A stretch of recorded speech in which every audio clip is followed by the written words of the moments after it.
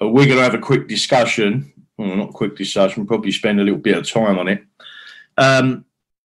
It looks like there have been developments, right? So the first thing I'll say to you is the Twitter thread, right? So just to let everyone know, if you're known to us and you're pretty good with Twitter, there is a Twitter group and we're putting this message out. And the reason why we do it, we want the Remainers to know that this not only exists, it's about to happen, and there is no way out. For them, there is no remedy to this.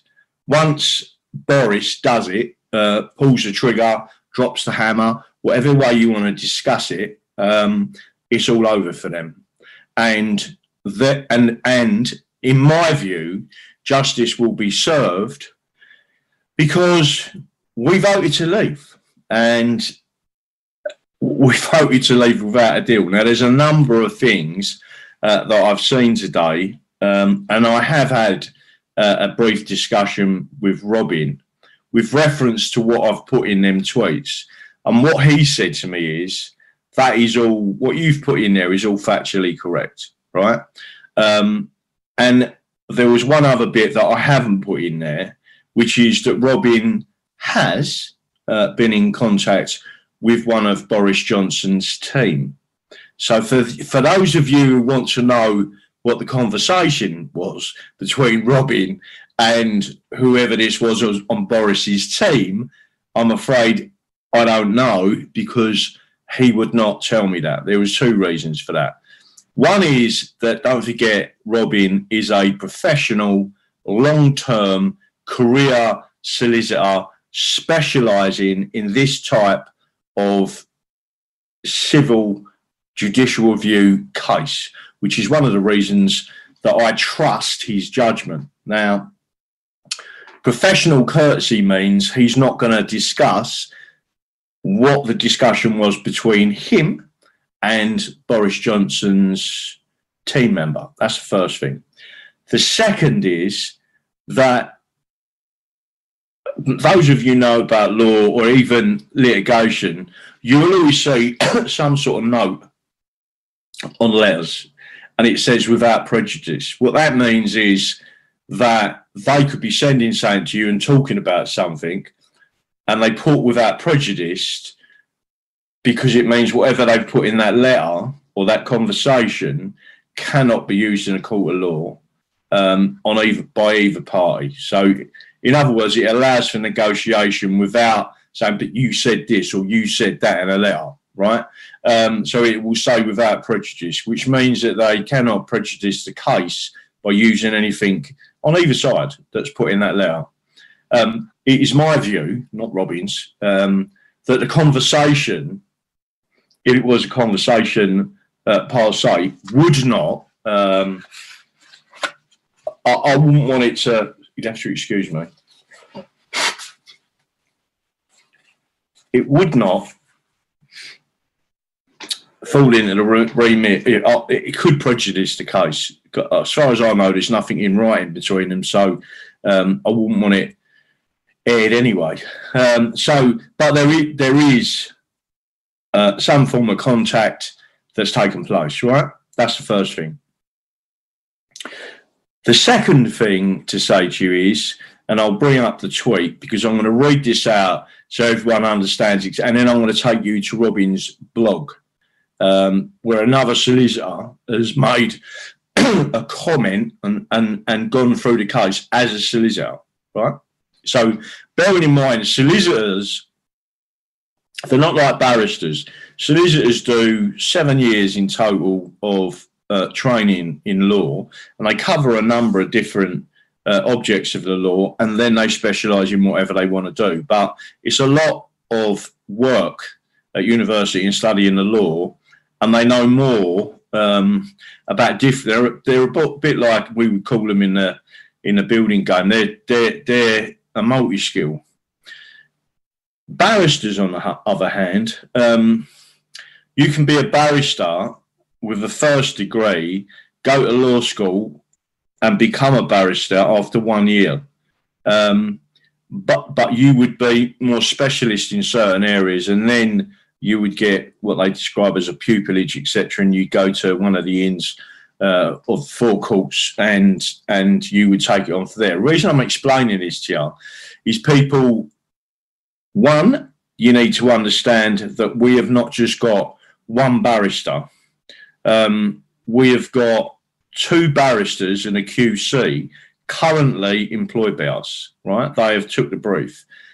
We've then got a very competent solicitor that has given the brief to them, that understood a long time ago exactly what's going on. So what I'm going to do, hopefully, is show you, first of all, the blog, and then I'm going to go through the information elsewhere. Let me just make sure I've got the right thing. I can't even see it on here again. I want to go back to the beginning. That I'm right on the Five Eyes, so there's no complaints. US, Australia, UK, Canada, New Zealand and us. Jane, Pelosi, what do you think? Nancy Pelosi, look, I agree that with everything that James has said, but also, I mean, because John Bolton from the Trump team had just been there and said they would support a no-deal Brexit and looking at doing some special deal maybe as early as the G7 in France, I think this is just Nancy Pelosi posturing and trying to have another crack at Donald Trump. I mean, OK, so even if she had the power, even if she could, what, she would harm American interests? We know how difficult it's been for US farmers with their soybeans and their corn, getting them into China. So she would further harm them just to score political points. I reckon, keep talking, Nancy. This is the kind of stuff that drives voters mad, Peter. Well, she's from California. It probably plays to her base, but nonetheless, everybody else is turning. I do like the Australians. They're very to the point in that. So, getting back to the issues that you've got here. First of all, the more this thread from the top gets posted out, we need it posted out to Remainers. Whatever happens, someone in the press, we need it to go to Owens, James O'Brien, Sheila Fogarty. There is a big list of people, Gavin Estler, Emily Metz, I think the name is, James O'Brien, Laura Keensberg, I think it is, and there's many others. We particularly want it to go to Remainers. And the reason for that is because they must know this is a drop dead. Yeah, this is going to happen. I will say this to you, and I want people to understand this from the point of view of Boris Johnson. First, and this is the first thing I'll say to you, if he's done a massive deal with the USA and other countries in the background, which is highly likely, remember Dominic Raab shot over to the US, there's things going on in the background. You then got you then got John Bolton coming over again, been mentioned in all of this, the first story, this story. There are mainstream media elements talking about this in other countries, in other Five Eyes countries. They're not discussing it in this country. That don't mean it ain't happening. That means if you can see these other people talking about it and these people don't want to talk about it, they're being boxed in, right? So understand it from Boris Johnson's, if you like, view. The first thing I say to you,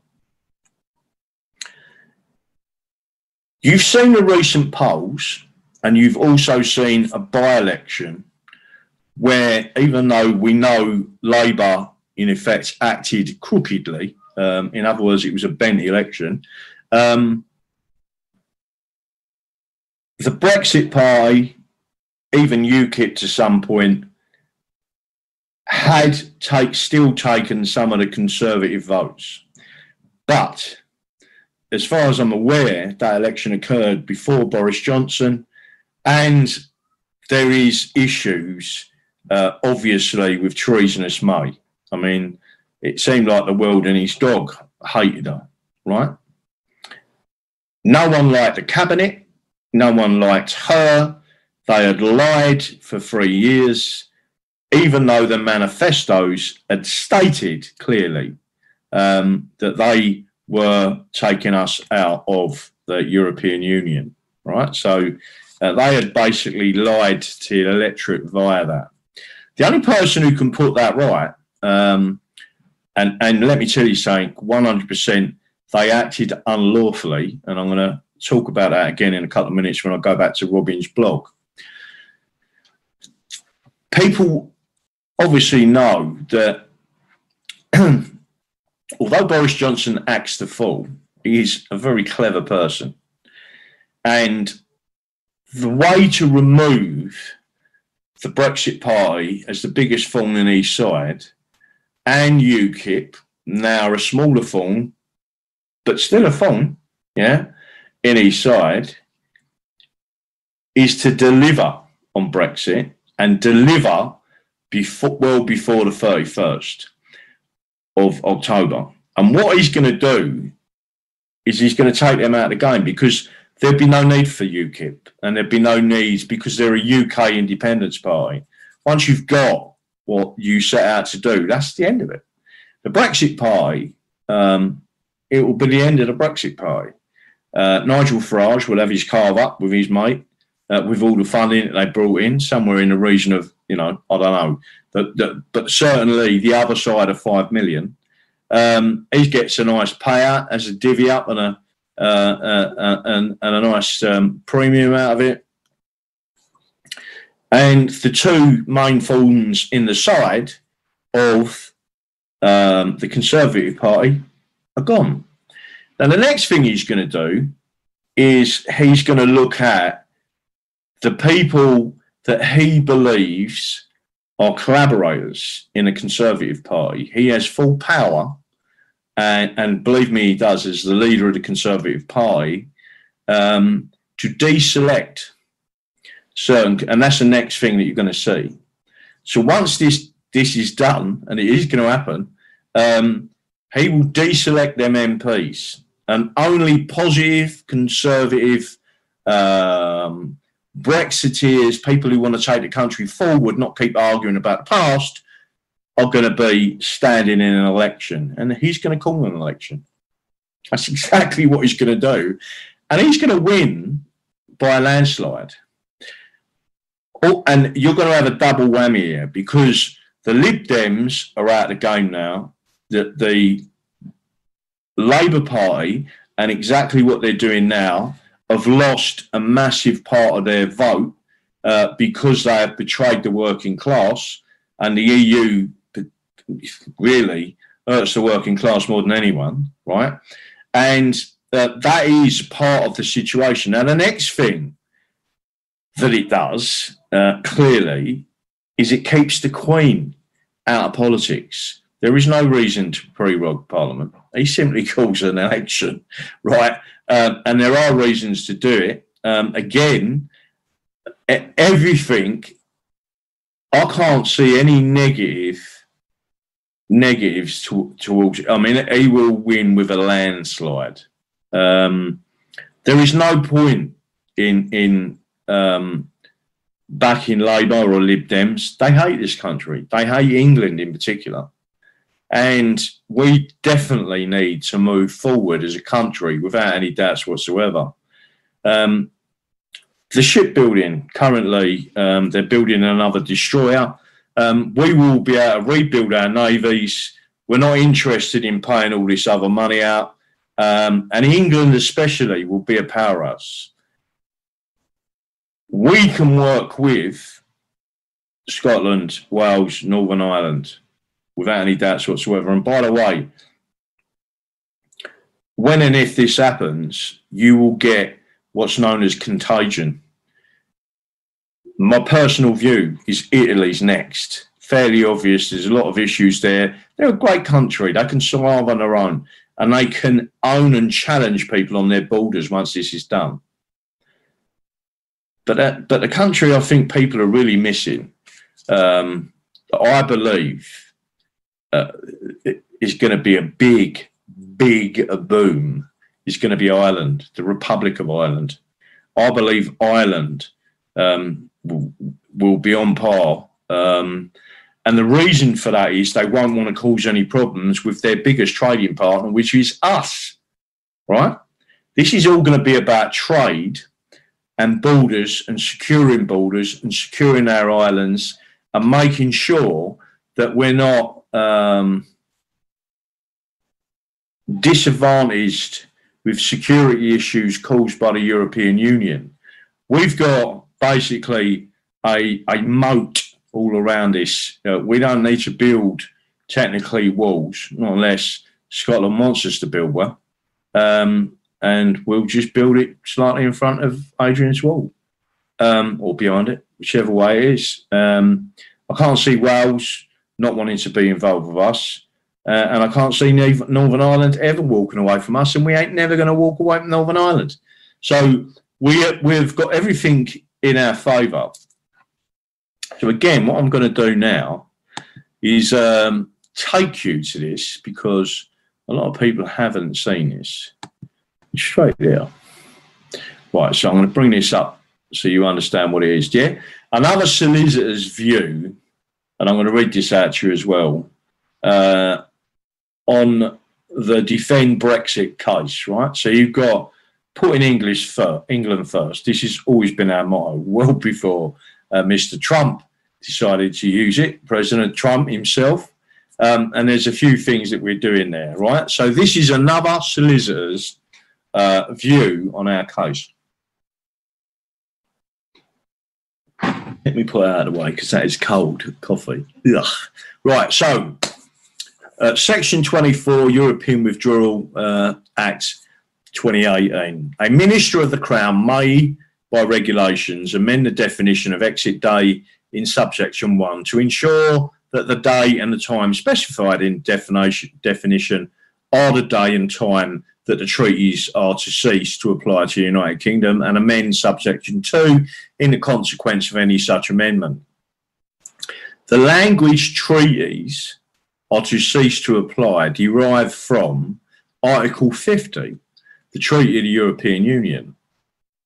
Article 50 of the Treaty of the European Union. Article 50.1, any member state may decide to withdraw from the Union in accordance with its own constitutional requirements.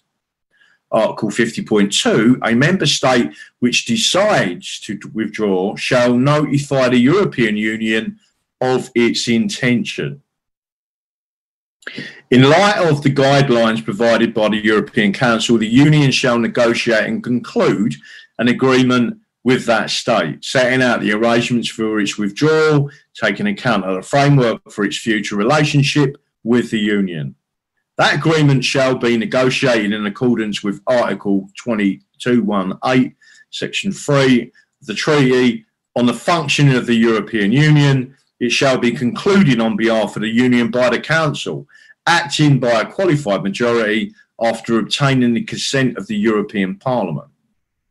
Article 50.3, the treaty shall cease to apply to the state in question from the date of entry into force of the withdrawal agreement, or failing that, 2 years after the notification, right? So referred to in paragraph 2, unless the European Council, in agreement with the member state concerned, unanimously decides to extend this period. At the time of drafting and subsequent enactment of the European Union Withdrawal Act 2018, the legal default position in the absence of a concluded withdrawal agreement was that the United Kingdom would leave the EU on the 29th of March 2019 at 11 p.m. This flowed from the European Union Referendum Act of 2015. The result of the 23rd of June 2016 referendum for the United Kingdom to leave the European Union, the European Union Notification of Withdrawal Act, which is what we're talking about, 2017, which conferred the power on the Prime Minister to notify under Article 50.2 of the Treaty on the European Union. The United Kingdom's intention to withdraw from the EU as established by the 2016 referendum The Prime Minister's letter of the 29th of March 2017 notifying the European Council of the United Kingdom's intention to leave the EU and the provisions of Article 50. Accordingly, when enacted, and for many months thereafter, the definition of exit day in the European Union Withdrawal Act 2018 was stated to be the 29th of March 2019 at 11 p.m. The Prime Minister reiterated on numerous occasions, over 100 occasions in Parliament, that the United Kingdom would be leaving the EU on the 29th of March 2019. The power granted to a Minister of the Crown in Section 24, European Union Withdrawal Act 2018, was extremely limited. It was merely a power to amend a definition in the Act, the definition of exit day. Furthermore, the definition could only be amended by a Minister of the Crown to ensure that the day and time specified in the definition are the day and time that the treaties are to cease to apply to the United Kingdom.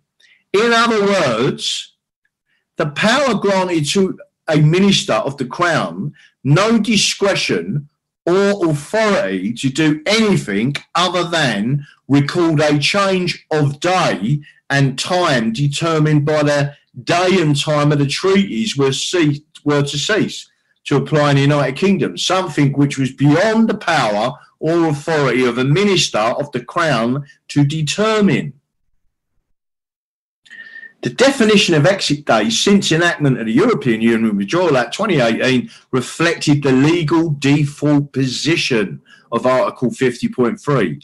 Failing that, 2 years after the notification, 2 years after the notification on the 29th of March 2017 was the 29th of March 2019. The definition was precise, 29th of March 2019 at 11 p.m. There are only two possibilities for the day and time the treaties are to cease to apply to the United Kingdom to change as stated under Article 50. A withdrawal agreement being concluded before the 30th of March 2019, or the European Council an agreement with the member state concerned, the United Kingdom, unanimously deciding to extend the 2-year period. Before March 30th, 2019, the withdrawal agreement had not been concluded. Option 1 did not apply. There was no referendum act. There was no referendum to establish whether the United Kingdom should extend the Article 50 period and delay the United Kingdom's departure of the EU. There was no primary legislation to reverse the intention of the United Kingdom to leave the European Union as set out in the European Withdrawal Notification of Withdrawal Act 2017. There was no primary legislation to repeal the European Union Notification of Withdrawal Act 2017. There was no removal of the Prime Minister's notification of the United Kingdom's intention to leave the European Union. There was no primary legislation granting the Prime Minister or any other minister power to seek or obtain on behalf of the United Kingdom an extension under Article 50.3 of the Treaty of the European Union. There was no democratic mandate to reverse the result of the 2016 referendum. On the contrary, there was a clear democratic mandate in a general election to implement the result of that referendum. There was no change in the fundamental constitutional position as set out in the Gina Miller case. It is a fundamental principle of the UK Constitution that, unless primary legislation permits it, the royal prerogative does not enable ministers to change statute law or common law. So anyone saying to you common law don't exist, you've just seen it there, right? Ministers cannot frustrate the purpose of a statute or a statutory provision for example, by emptying it of content or preventing its effectual legislation, and in some cases, even without any domestic legislation. The United Kingdom, as compared with the government Prime Minister, did not agree to an extension of Article 50. And the United Kingdom did not provide authority for anyone to seek or agree an extension of Article 50. In other words, the member state concerned, the United Kingdom, as compared with the government Prime Minister, had not agreed to extend the 2-year Article 50 period. Option 2, therefore, did not apply. The definition of exit day had not changed from the 29th of March 2019 at 11 p.m. Accordingly, a Minister of the Crown did not have the power or authority to change the definition. The treaties of the European Union ceased to apply to the United Kingdom on the 29th of March 2019, i.e. the United Kingdom left the European Union on the 29th of March 2019 without a withdrawal agreement, i.e. no deal, we're gone. That's it. I personally read through this and it's fairly simple. The law itself was simple. And again, the only person with a bottle to put this it is simply Robin Tilbrook and the English Democrats, right? He's put everything on the line for this. He knows he's right. You know, if you've ever been in that position where you absolutely know that you are right and you keep pushing it forward and saying, no, I'm not going to accept what you're saying. You are not going to do this to the people. We are right, you are wrong, and this is the situation. And that is what Robin has achieved. Now, let's go back to the situation with Boris Johnson. Look at it from, and I'm not a politician, but look at it from a politician's point of view. How does he dig himself out of this hole? He's in a position currently, he's going to be coming up to an election where they have already lied to us for 3 years. They have already ignored their manifesto. Think about that and think about how Boris Johnson has got to resolve that and take 2 enemy political parties out of his field, right? So they can't attack him and can't reduce his vote potential. The simple way to do that is to deliver on Brexit, because UKIP and the Brexit Party are both the same MO, right? So in effect, their method of operation is the same. They both stand for the same thing. One's got a constitution, the other one hasn't, right? One's got rules to its party, the other one hasn't. But they both stand for the same thing, which I respect. Once you take him out of the game, he's automatically increased his vote share. You've only got to go and have a look at the local elections previously and see how much they would have gained. They would have absolutely annihilated Labour. If you had all of the other parties shifting over. But then you're going to have people on Labour's side that's going to say, hang on a minute, we want this over with. And they're going to transfer their vote. Believe it or not, they will. They'll think about the country. There are other issues that you're going to see. An increase in wages for the working man in this country, because we will be stopping the low-skilled workers coming into the country and the criminal element that is flooding this country at the moment. Trust me, it is, right? Some parts of London now you cannot walk around. The country has changed, and we need a way of restoring not only law and order, but restoring the morale of the indigenous population, right? And we're going to do that. First of all, I don't blame immigrants. I want people to understand that. I do not blame immigrants. You must blame the people that are responsible. and the people responsible are politicians. So the next thing that Boris Johnson's going to do is he's going to deselect everyone that he considered to be a collaborator, everyone he considers to be one of the bad guys, and they will not be, they will not have the Conservative whip. That's what it's known as. So they will not be standing as a Conservative Party member. That's the first element. So in every possible way, he can then guide the country into the new projection, and he has then all the cards. So you've now got people crossing the channel, etc., in boats or whatever. He simply does exactly what President Trump did. What is he going to do? He's going to say to France, Holland, Portugal, whatever the coastal nation is, that then people are getting into boats and coming over the channel.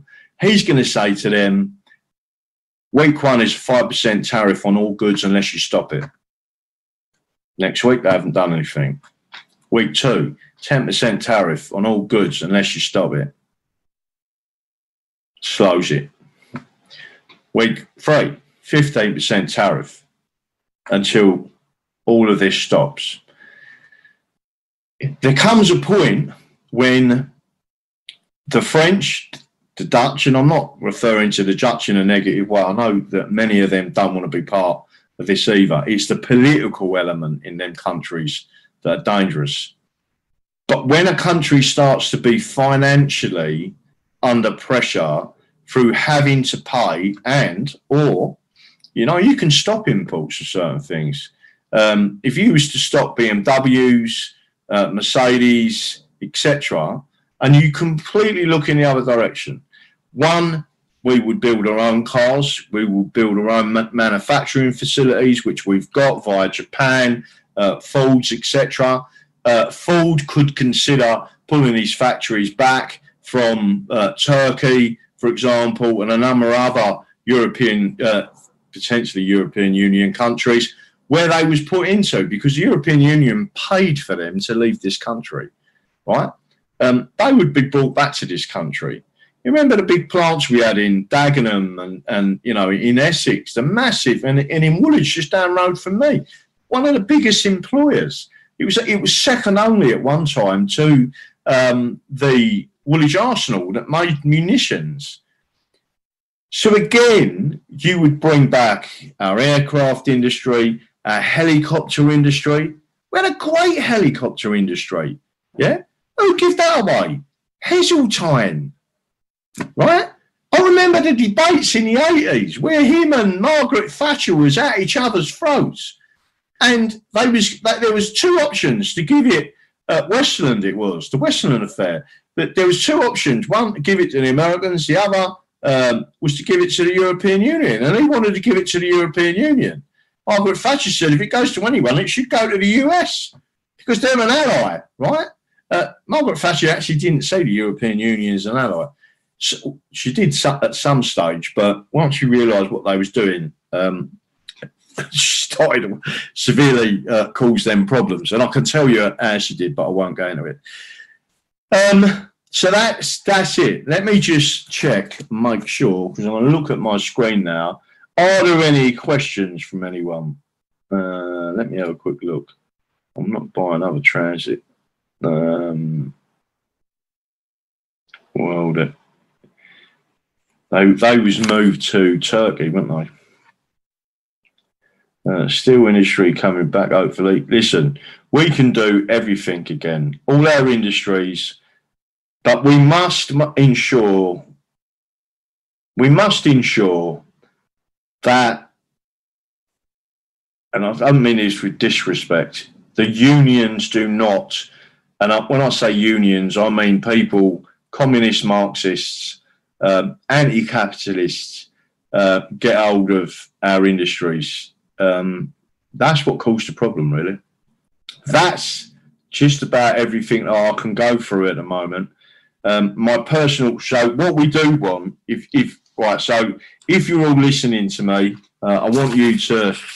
Is there anyone on Twitter that can assist us? Right. So let me just explain to you. Soros has got something like 69, 70 paid trolls. Right now, I'm not suggesting we're trolling. What I am suggesting is volunteers will be more passionate. We're not being paid to do this. We're doing it for the love of our country, right? People who go on his demos are paid, which again, we don't get paid. It comes out of our money. We're there for the passion and for our country and as true patriots. They're going there for the paycheck.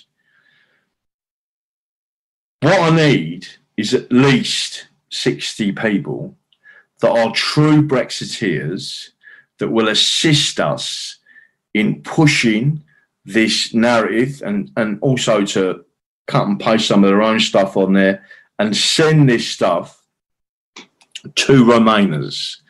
We want Owen Jones, Sheila Fogarty, all of the big named Remainers. What we need to do, get in their nuts, we need them to be triggered. Because once they are triggered, we already know that Robin is starting to get phone calls over this, right? We already know that Robin has been in contact with one of Boris Johnson's team. We already know that the storyline of these tweets is connecting the dots for the Remainers. Once they get to the bottom part and understand, it's all over. Once this is done, it's all over. And then they connect the dots and realise what's going on around them. The whole thing. We need for them to be in meltdown, right? And then all of a sudden, we've already started to see Bloomberg, Sky Australia, and you'll see a number of other people start talking about this in the background like they're doing now. And all of a sudden, the snowball comes back, and then we can hand out the buckets and the tissues for their tears. So that's it, people. I am going to, don't forget, I've got some other brushing up to do at the moment on something else. So I'm not going to be sitting here talking to you all night, but I will be back tomorrow night. I will have a full video show for you, and we will be doing a lot more and going through all this. But please, please, please, if you can, let me just so I don't know who'd be the best organizer out there. If there's anyone who can organize the Twitter, we've already got I think 10 or 11 people in the group at the moment on Twitter. Yeah. So, and they're all good people. Trust me. I love it. I'll say you proper people. But Twitter and Facebook. If you've got Facebook, don't forget I'm banned from Facebook and suing them. Banned from Facebook. So we need to move on with that. But we need as much help as possible to start banging this out. And it does. This is about being a digital warrior. And I don't disrespect anyone. When they say keyboard warrior, listen, we're in the age of electronics, computer systems, data systems, artificial intelligence, which is against us. It's for us as human beings to fight that. It's for us to get on our keyboards and fight back. And we're not doing it for money. We're doing it for the love of our country. That's it, right? So we need as many people as possible to come into that group. They must be trusted Brexiteers, people who are not divisive. People in the group that they're in at the moment, not divisive at all. They'll ask questions, and that's ain't an issue.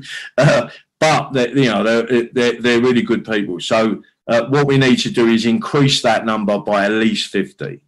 And then you're going to see, once we work together, it is exponentially powerful. We will become as powerful as Soros and his troll army. is patrol army. But let me tell you something. A volunteer army is always better. Always better. Trust me, because we've got heart. They haven't got no heart. That's it. Right. So I am now going to love you and leave you. I'm hoping everyone understood everything that was going on there. What I possibly could do, and I'm not sure if I can bring this up to you, but if those of you, you know what my Twitter is, you can privately message me, and we'll see if we can pull you into the group that way. There are other people, not sure if they're on there at the moment. Is your chat room vote site still up? Been trying to load it on my browser. Yeah, it is. It's called takebackcontrol.vote. Yeah, it's still up. I'll have a look in a minute. Just to make sure it is. And then I'm doing some, well, I ain't done them yet, but I will be doing some modifications to them. You're absolutely right, you know, it's not coming up. I'll check that tonight. I think they could be having a little pop at me here again, don't you? They certainly don't like what I'm putting out there. Right, that's it, people. Thank you. Be lucky, everyone. Don't forget, try and contact us either tonight on Twitter. Let's get ready to rock and roll tomorrow. We want to really smash this before the weekend. And really, we want to give the Ramonas nightmares over the weekend. So they have a really bad weekend and we can have a very jolly one. That's it. Be lucky. Don't forget what I believe in. The Constitution is the solution.